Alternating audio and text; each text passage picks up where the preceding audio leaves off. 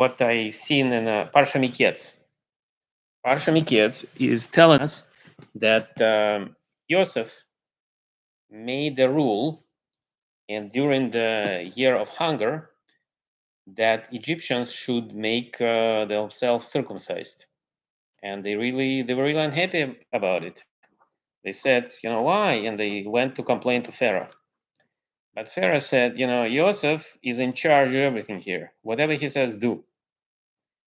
And there's a hint that I think it's a Zohar tells us what was the reason that this was happening.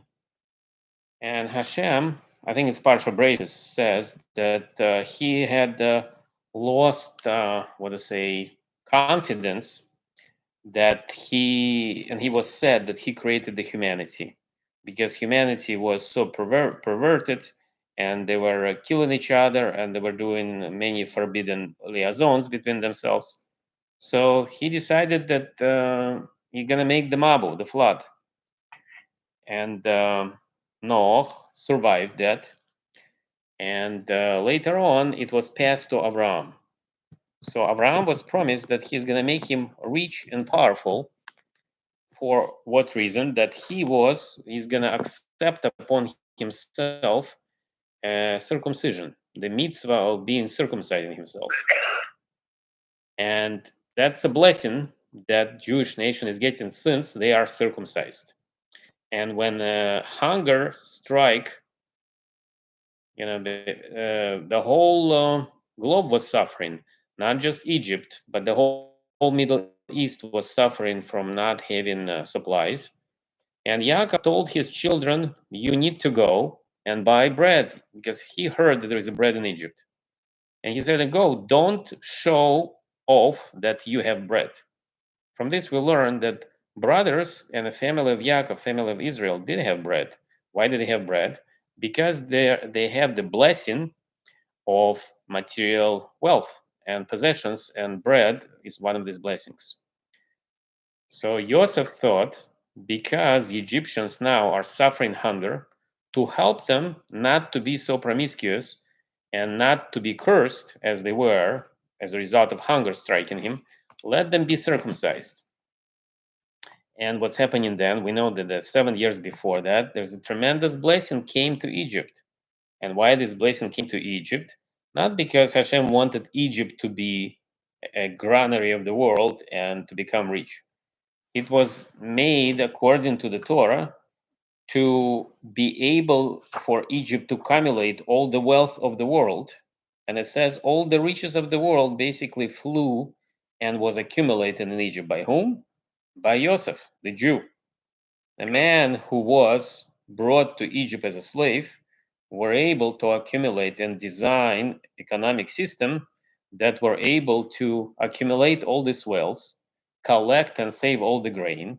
And why Egyptians at all coming to Joseph asking for grains? He was warning them all that there would be 7 years of plenty, and after that would be 7 years of hunger. Why didn't they save any bread?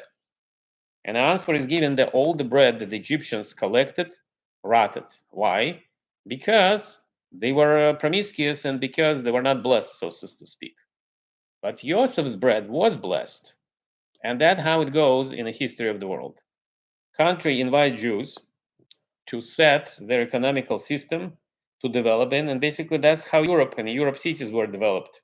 In Germany, France, Spain, England, very many monarchs and kings had Jews who were working for them and developing commerce, developing economical ties with other countries, building architecture, the whole 9 yards, and surely financial system.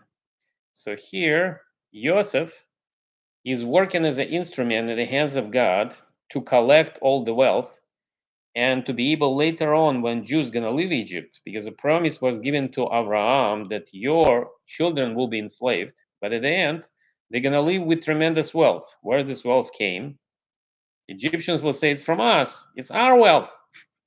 Jews robbed us. Not really. Joseph is the one who accumulated all the wealth because of the Hashem, God blessing. Hashem sent all this wealth. Why? To fulfill the promise that he given to Abraham. And this is how it goes. And very many countries, if you see, like historically, like England, I'm sorry, let's start with Spain. Spain becomes superpower when the Jews settled and run that country.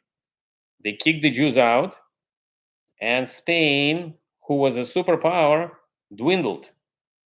England took the Jews, Amsterdam let the Jews go there, Turkey, Italy, and these countries received a lot of financial boost and financial development. England, until it started having problem with Israel and not letting Jews settle back after 1948, was the same issue. England was a superpower. And once they start with the Jews, they become just one of the European countries, still strong, still big, but not the superpower. And that's how the story goes. How was this week?